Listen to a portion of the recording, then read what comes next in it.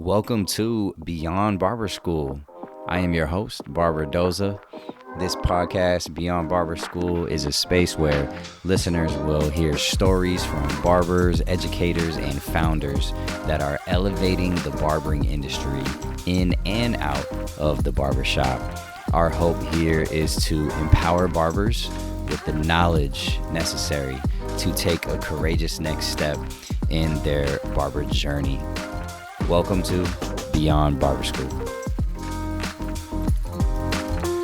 We are doing a mini-series called The Guideline. This mini-series is where I'll share my perspective on a specific topic and get very, very practical.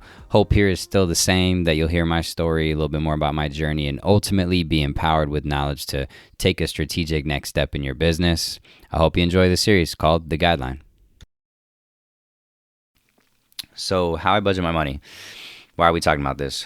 Well, again, you're a business owner, and as a business owner, money's coming in, money's going out, and you want to create some type of system, some type of, workflow or money flow, so that when you get paid, you know exactly where it's going, so that you can prepare to, upgrade your tools, or upgrade your kit, or upgrade your brand, your marketing, whether, website, whatnot.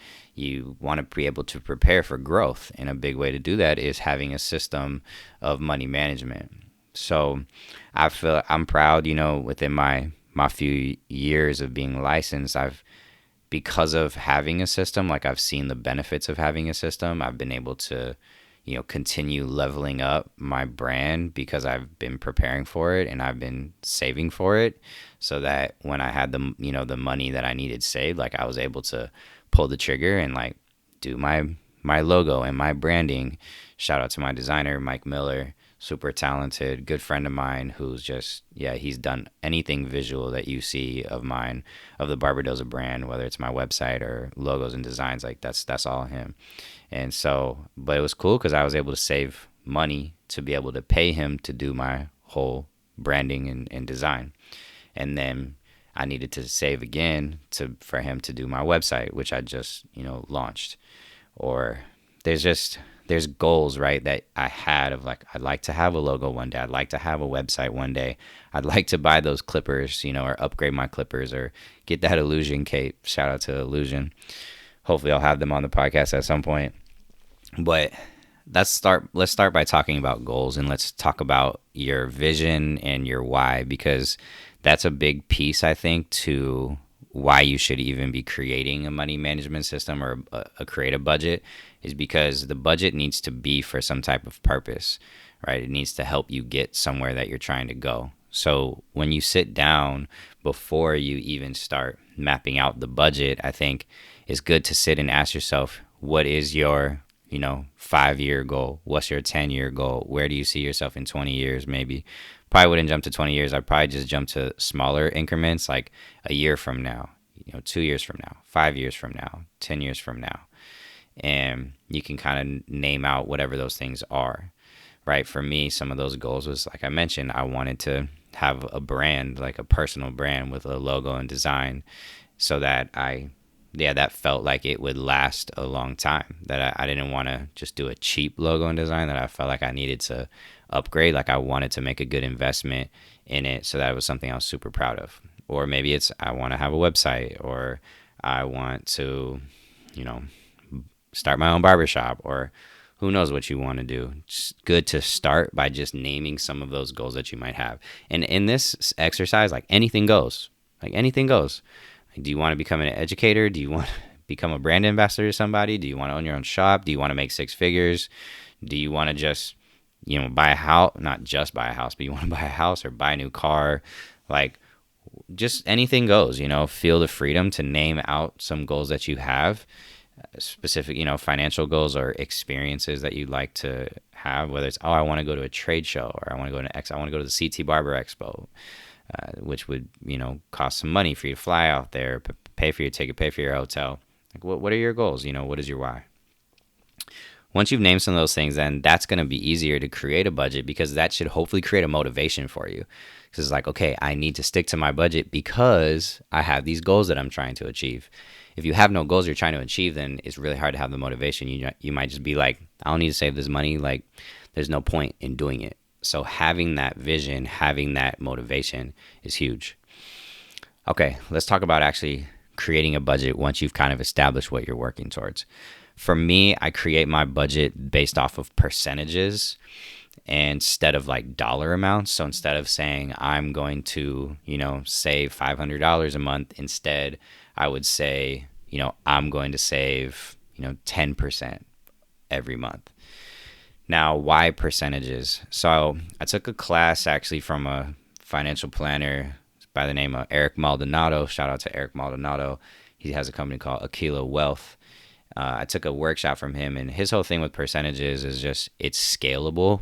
So if you go, no matter how much money you're making, as long as it's a percentage, like the percentages won't change. Percentages are easier to change than, say, dollar amounts, because each day you might not necessarily make the same amount of money. So it's hard to say, oh, I want to save, $100, which what if you don't make enough to save that? Instead, you just take the percentage. So it's like, well, I made this amount of money today, and I'm going to just multiply that by a percent. Whatever that dollar amount is what I will save. So creating percentages is a percentage-based budget is just something that doesn't matter how much money you make, whatever it is that's coming in, you can just simply know, okay, I made $1,000, so 10% of it is going to go to savings, and 5% of it is going to go to my upgrading of tools, or 20% is going to go to taxes, 50%, that I'm going to pocket that and I'll live off that. Like whatever your percentages are, for me, it's just easier because it takes out the guessing of it. I just simply have the percentage, multiply it, and then I can know exactly where that money's going. Next, you want to do is when you have these, thinking about percentages, you have to decide the categories that those percentages will be ascribed to, right? So for me, my categories are taxes, right? That's one category that I need to ascribe a percentage to. Any tool upgrades or any like brand upgrades, like new clippers or education classes I want to take, go to an expo, right? Those illusion capes, anything that feels like I'm leveling up or like investing in my craft, my skill, or my business, like I have a percentage category for that. There's the expenses, right? Expenses a category, whether that's your booth rent, whether that's your marketing, your barbicide, towels, anything that feels like a necessary kind of like day-to-day expense for me to do just barbering. That's, something I have to budget for. There's like your emergency fund, right? Your savings fund. It's good to not just have a personal savings fund, but it's good to have a business emergency fund.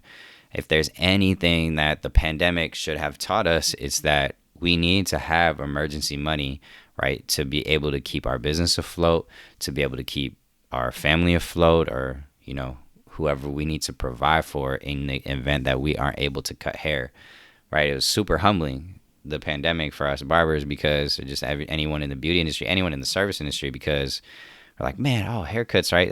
It's recession proof. Like no matter what, people are going to need haircuts. And the pandemic, right, was like, well, what happens if they actually shut you down and you can't cut hair in the way that you want to? Obviously, porch cuts or whatever people were doing, cutting outside. I know myself, right? I wasn't in the shop, but was cutting on the porch. And so all that to say is the pandemic should have taught us that we need to prepare for emergencies. And so if you can, plan ahead, like set a certain percentage amount of the money you make on a daily basis to go into that emergency fund, set a certain dollar amount, that you like need to have in that fund, and then, keep saving until you get to that number. The last one is salary. So the salary category, that's just money to live off of, right? That's the money that pays for all of your life, your personal life, right? Your rent, your mortgage, your gas, like whatever, your food. That's just like how much you actually take home and can spend. So those are categories that I use. And again, you have to figure out what percentages you want to ascribe to that. For me, I'll break it down for you. Again, as I share this, I'm not telling you to do exactly what I do, but this is just how I've run my kind of budget. 20% is to taxes, 20% is for expenses, 5% is for tool upgrades or those leveling up upgrades, 5% is for an emergency fund or savings, and then 50% would be towards a salary. So all that should total up to equal 100%. So those are, again, that's what I do. I detail all this in that Instagram post. It has more visuals, but it's easy to tweak it too, because it's like, oh, I want to adjust it by 5 or 10%. Like, you can easily do that and see how it goes for a month or for a quarter, and then see if you need to adjust it at all. The next thing about budgeting, so once you have, established your why, you have those goals that you're working towards, you've created a percentage-based, budget plan with specific categories ascribed to those percentages.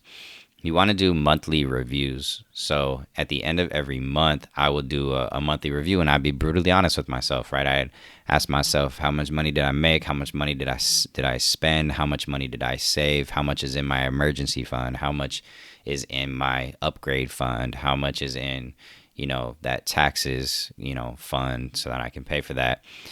Even asking myself, am I on track to meet my goals based off of how much money I made this month? If not, then why? Like, what happened there? Did I spend too much money in one category? Or was it like I just didn't make enough? What's going well? What could be going better? Who can help me make adjustments? Like, is there anything that I need to learn, in order to help me level up or whatnot? It's great to do those monthly reflections just as a business owner, so that you can, right, identify your strengths, but identify your weaknesses, identify those opportunities, and identify those threats. It's a exercise that's commonly known in business as your SWOT analysis, right? Strengths, weaknesses, opportunities, and threats.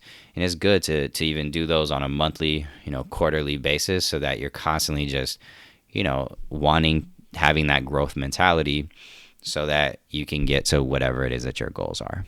All right. So that's, again, this is probably one of my shortest episodes, but that's just kind of a walkthrough of how I do my budget for my business. And again, I'm proud, like, creating a system that tells you exactly what to do with your money that will help. There's a quote that I actually heard one time that I think it was recent. I think I saw it on Instagram somewhere. I don't know who posted it. It might have been Earn Your Leisure. It said, if something is consistent, it has a system. Things don't happen on accident. Things happen when there's intention, there's thought, there's systems that are in place.